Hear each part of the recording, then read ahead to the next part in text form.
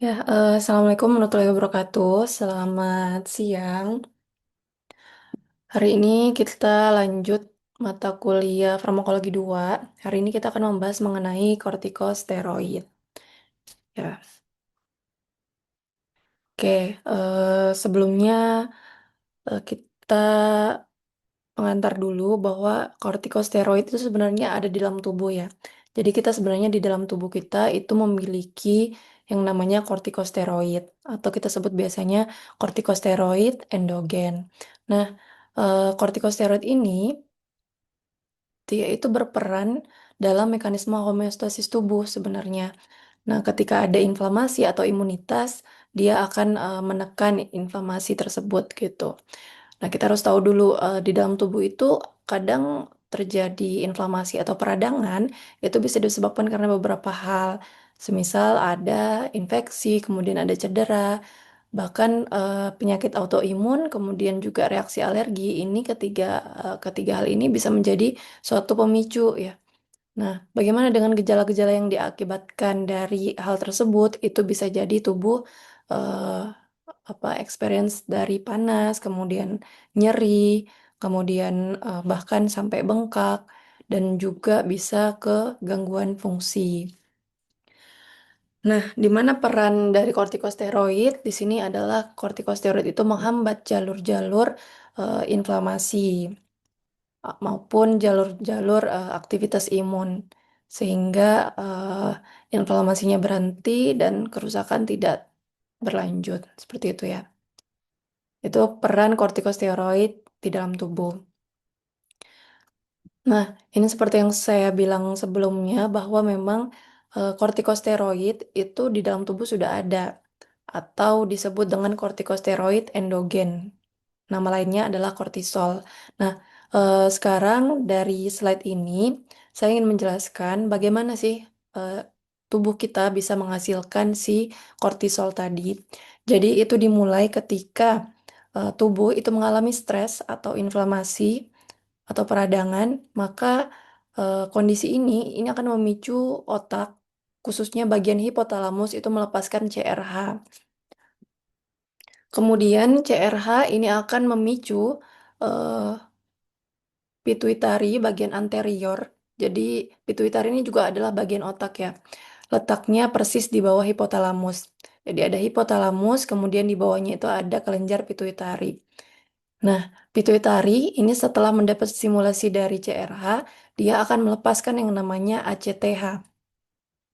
ACTH ini kemudian akan dilepaskan ke saluran sirkulasi tubuh, masuk ke dalam pembuluh darah, dia akan beredar, kemudian hingga sampai ke bagian kelenjar adrenal.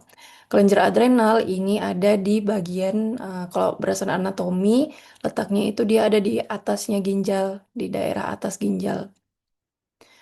Nah, ACTH yang sudah sampai ke adrenal ini akan memicu stimulasi dari adrenal untuk mengeluarkan yang namanya kortisol.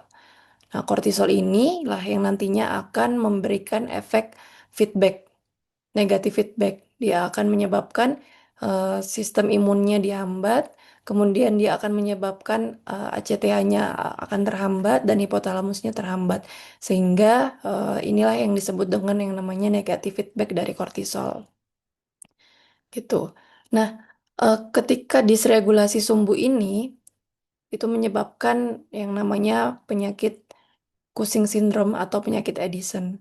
Ini adalah penyakit-penyakit yang sangat terkait dengan eh, kortisol atau penyakit yang terkait dengan regulasi HPA aksis.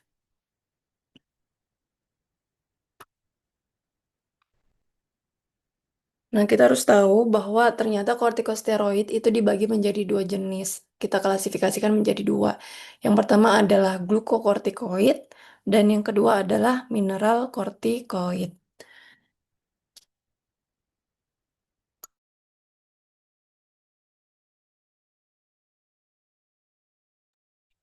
Oke, untuk glukokortikoid itu fungsinya adalah terkait dengan regulasi metabolisme karbohidrat, protein, lemak, dan efek antiinflamasi. Kemudian untuk mineral kortikoid itu biasanya kepada lebih ke keseimbangan elektrolit di dalam tubuh, cairan, retensi natrium gitu ya. Jadi dua jenis kortikoid ini dia memiliki fungsi yang berbeda tentunya. Nah, untuk target fisiologisnya, kalau untuk glukokortikoid, dia punya reseptor yang namanya GR atau glukokortikoid reseptor yang ada hampir di semua sel di dalam tubuh. Nah, sementara kalau untuk yang mineral kortikoid, dia reseptornya kebanyakan memang ada di ginjal. Contoh obatnya ada hidrokortison, ada prednison gitu ya. Ada dexamethasone. Mungkin dexamethasone ini paling sering kita dengar, paling familiar gitu ya sama kita. Kemudian kalau untuk mineral kortikoid itu ada fludrocortisone ya. Banyak sih sebenarnya contoh dari mineral kortikoid juga. Nah, ini adalah mekanisme aksi proses antiinflamasi oleh kortikosteroid. Jadi ada tiga proses mekanisme. Mekanisme yang pertama, dia adalah mekanisme yang bergantung dengan DNA atau disebut dengan genomik. Jadi, ketika ada kortisol, dia akan masuk ke dalam sel, ini sel ya. Yang biru ini adalah sel. Kemudian yang ini, abu-abu, ini adalah inti sel nukleus. Nah, ceritanya dimulai dari kortisol eh, akan bertemu dengan reseptornya, yaitu glukokortikoid reseptor, membentuk kompleks. Kemudian kompleks ini akan masuk ke dalam nukleus dan menyebabkan transkripsi genetik. Gitu. Siapa yang ditranskripsi? Ya protein-protein antiinflamasi. Nah, itu adalah mekanisme yang pertama. Mekanisme yang kedua, kortisol ini dapat menghambat yang namanya NF-kappa B.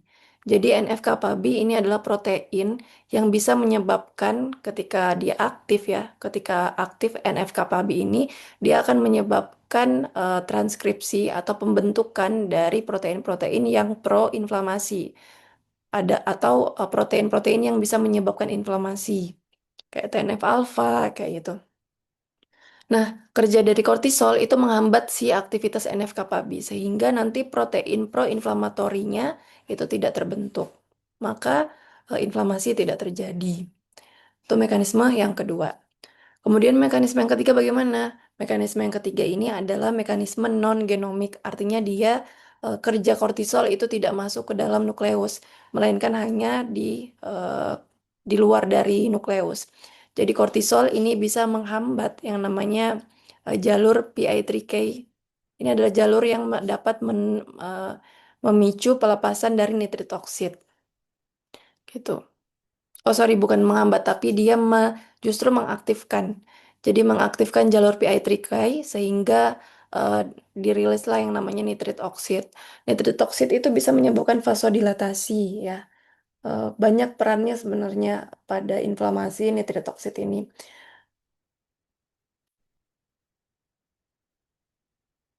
Namun dari tiga mekanisme ini yang perlu dipahami itu adalah bahwa kerja dari kortikosteroid itu bisa di level DNA dan juga bisa di level seluler. Kalau di levelnya yang ini kerjanya cepat, tapi kalau sementara yang level DNA ini kerjanya mungkin lebih lama, gitu ya. Nah, ini ada lagi kerja dari, oh ini sama seperti yang tadi ya. Jadi kerja dari blokade NF-kappa B, yang ini. Yang kedua, dia menghambat NF-kappa B. Jadi kalian perlu ingat bahwa NF-kappa B itu merupakan faktor transkripsi yang bisa menghasilkan banyak protein-protein yang pro-inflamasi. Sehingga ketika ada kortikosteroid, maka NF-kappa B ini dihambat sehingga tidak ada lagi. Sehingga protein pro-inflamasinya akan berkurang. Kemudian dia juga menghambat jalur yang namanya AP1 atau Sijun.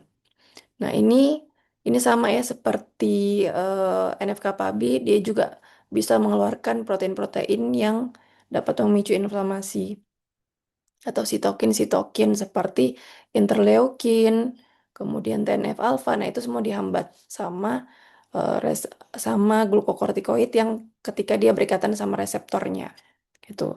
Jadi perlu diingat bahwa em, kortikosteroid itu akan berefek ketika dia berikatan sama reseptornya. Terbentuk kompleks yang ini. Nah, seperti gambar ini.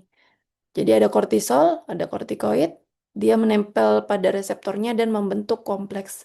Nah, ini yang dinamakan kompleks ya. Ini juga kompleks, seperti itu.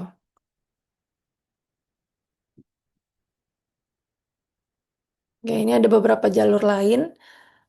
Dia juga bisa menghambat aneksin. Nah, jadi aneksin itu, aneksin satu itu adalah salah satu eh, protein yang kerjanya bisa menghambat fosfolipasa A. Nah, fosfolipasa A, kalau masih ingat mekanisme pembentukan prostaglandin itu kan adalah senyawa yang bisa menyebabkan nyeri kan. Nah, dihasilkan dari fosfolipasa A yang mengubah asam arachidonat menjadi prostaglandin. Kalau NSAID kemarin kan dia menghambat si CHOX. Nah, kalau misalkan kelompoknya kortikosteroid, itu fosfolipasa A-nya yang dihambat. Nah, melalui apa? Melalui aneksin satu. Itu. Selain itu, dia juga bisa menghambat fosfatase satu. Jadi ini semua adalah jalur-jalur yang sangat terkait dengan peradangan di dalam tubuh. Nah, itu dihambat sama si eh, proses-proses ini akan dihambat sama glukokortikoid. Kelompoknya kortikoid.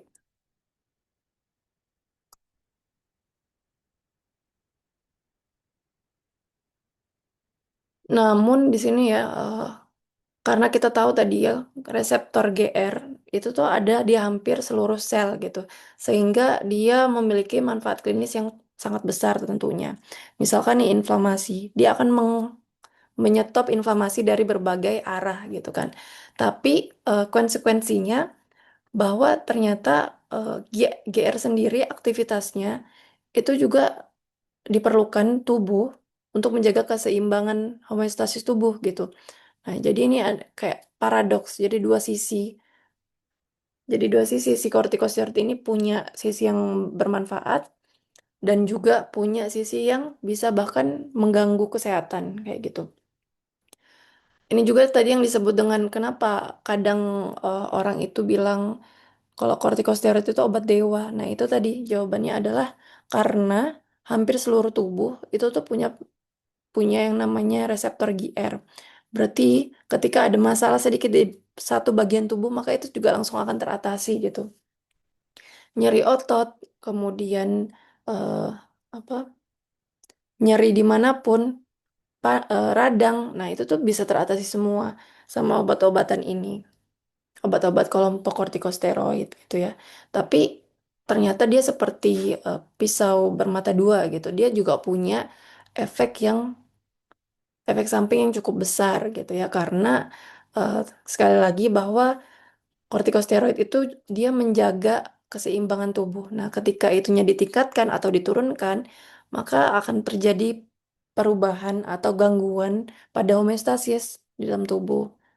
Banyak konsekuensi patologis yang bisa terjadi ketika kita mengkonsumsi kortikosteroid secara sering gitu ya, dalam jangka waktu yang panjang. Nah, ini beberapa efek samping yang muncul ketika kita mendapatkan terapi kortikosteroid dalam dosis tinggi dan juga dalam durasi yang cukup panjang gitu ya. Pertama bisa menyebabkan perubahan perilaku bahkan kognisi. Kognisi itu kognitif atau kecerdasan gitu ya. Psikosis, nah, bahkan di sistem imun dia bisa menyebabkan imunosupresi atau sistem imunnya ditekan. Nah, ini kadang dimanfaatkan untuk orang-orang pasien yang mendapatkan transplantasi organ.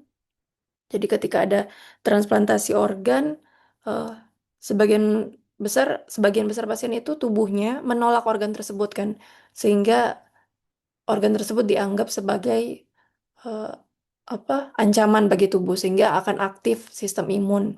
Nah, pada kondisi tersebut digunakanlah kortikosteroid dalam jangka waktu yang cukup lama untuk menekan sistem imun tersebut supaya tidak terjadi penolakan terhadap organ yang ditransplantasikan kayak gitu. Nah, tapi dampaknya adalah sistem imun jadi turun dan kita lebih mudah untuk terinfeksi gitu, terinfeksi bakteri, virus dan sebagainya. Gitu ya. Nah, kemudian ada juga di sistem gastrointestinal atau saluran pencernaan. Kita tahu bahwa NSAID, obat NSAID itu punya efek eh, gastrobleeding, ya, perdarahan pada gastrik. Nah, untuk untuk siapa namanya ini, untuk kortikosteroid itu juga punya efek tersebut. Karena tadi di awal yang tadi saya jelaskan bahwa kortikosteroid itu juga bisa menghambat produksi prostaglandin kan. Meskipun jalurnya berbeda sama NSAID. Kalau NSAID itu jalurnya melalui penghambatan COX sehingga prostaglandinnya tidak terbentuk. Di mana kalau prostaglandin itu merupakan perlindungan terhadap asam lambung gitu kan. Nah, kalau tidak ada prostaglandinnya maka dapat menyebabkan bleeding pada dinding lambung. Nah, untuk kortikosteroid sendiri jalurnya di aneksin satu tadi. Jadi aneksin satu itu dapat menghambat fosfolipase A sehingga fosfolipase A tidak mengubah arakidonat menjadi prostaglandin. Inflamasi akan inflamasi akan berhenti, tapi prostaglandin yang ada di eh, sebagai pelindung di lambung itu juga akan berkurang sehingga menyebabkan eh, perdarahan pada lambung. Seperti itu. Nah, kemudian di mata dia juga punya efek, bisa menyebabkan katarak, glukoma gitu ya. Di sistem kardiovaskular juga dia punya dampak. Ada dislipidemia. Kenapa dislipidemia? Karena tadi salah satu fungsinya adalah fungsi dari kortikosteroid itu apa tadi? Dia dapat mengatur metabolisme dari karbohidrat, lemak, dan protein. Kayak gitu.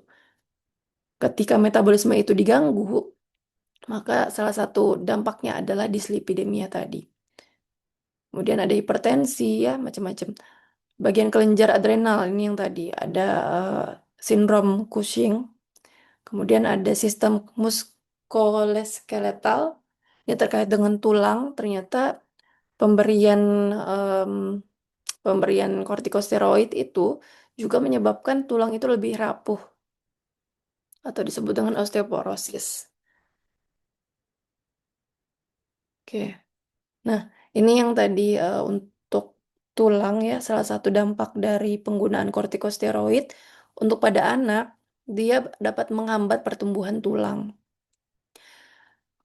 Sementara kalau pada orang dewasa ini menyebabkan osteoporosis gitu. Jadi kalau kita tahu bahwa tulang itu selama kita hidup sebenarnya di selalu direparasi tulang-tulang kita. Selama kita hidup, sepanjang kita hidup, tulang itu selalu direparasi. Siapa agen pereparasinya? Itu ada osteoklas, sel ini ya. Ada sel osteoklas, ada sel osteoblas.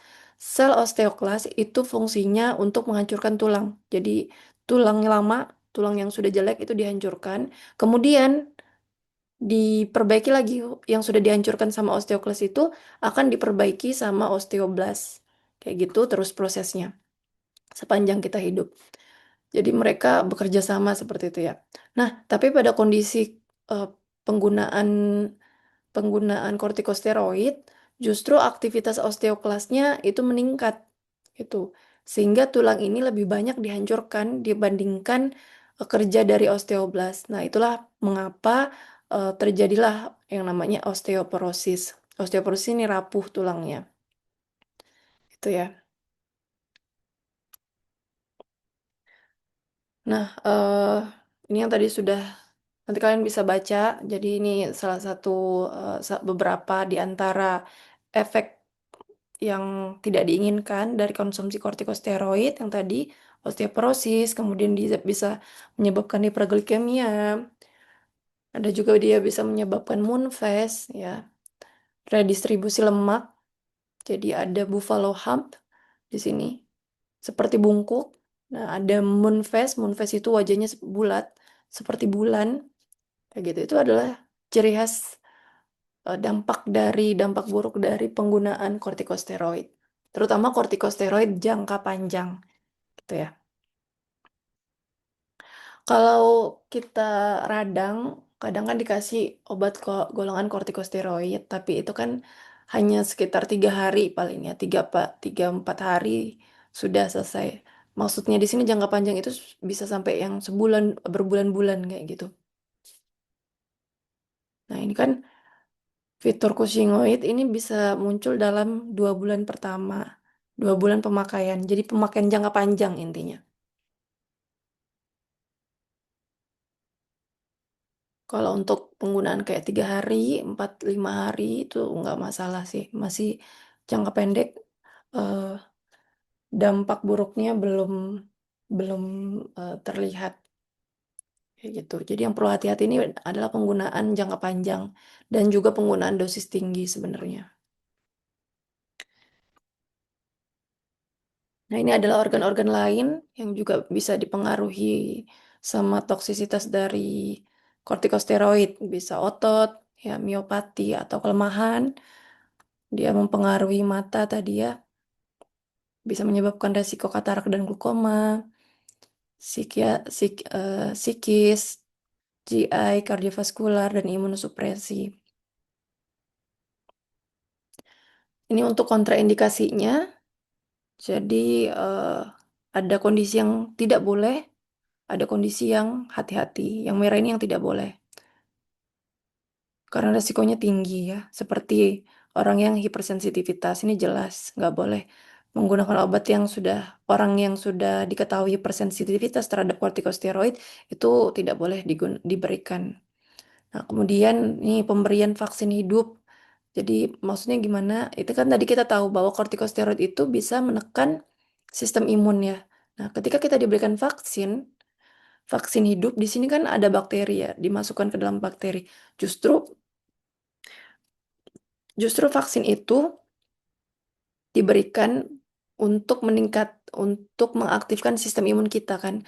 Nah, tapi ketika ada kortikosteroid, maka dampaknya dampak dari sistem imun itu akan ditekan sehingga justru lebih berbahaya si vaksin hidup ini, walaupun vaksin itu sebenarnya adalah virus yang dilemahkan, tapi pada kondisi tubuh itu sedang tertekan imunnya kayak gitu.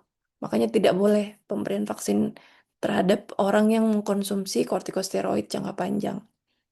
Infeksi jelas ya karena tadi sistem imunnya menurun, glaukoma. Nah, kemudian untuk yang kuning ini adalah hati-hati.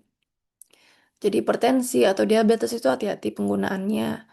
Karena tadi ya, karena kortikosteroid itu salah satunya bisa menyebabkan peningkatan tekanan darah, bisa menyebabkan hiperglikemi. Makanya pada kondisi orang yang sudah memiliki hipertensi maupun orang yang sudah memiliki DM itu juga hati-hati, harus diawasi. Gagal jantung, nah ini em, contohnya tadi eh, kortikosteroid itu bisa menyebabkan retensi cairan ya kan. Nah, pada kondisi yang gagal jantung itu kan eh, jika terjadi retensi cairan itu akan memperberat kerja jantung, makanya lebih berbahaya. Nah, ini untuk interaksi obatnya. Jadi ada beberapa obat yang bisa terjadi interaksi dengan kortikosteroid. Contohnya di sini ada warfarin. Jadi warfarin ini adalah antikoagulan. Kalau dikonsumsi bersamaan sama kortikosteroid, maka menyebabkan efek dari warfarin itu meningkat, sehingga bisa terjadi perdarahan, gitu ya. Warfarin ini pengencer darah. Kalau diberikan bareng kortikosteroid, darahnya nanti makin encer, kayak gitu. Kemudian ada NSAID, sama tadi ya, NSAID itu pasti menyebabkan peningkatan perdarahan GI atau GI bleeding dengan mekanisme yang sudah saya jelaskan tadi. Kemudian obat anti diabetes bisa berinteraksi dengan kortikosteroid karena nanti kortikosteroid ini kan memiliki efek hiperglikemi ya, sementara anti diabetes itu mau menurunkan kadar glukosanya. Nah, sehingga bisa jadi efek dari obat anti diabetes ini akan berkurang.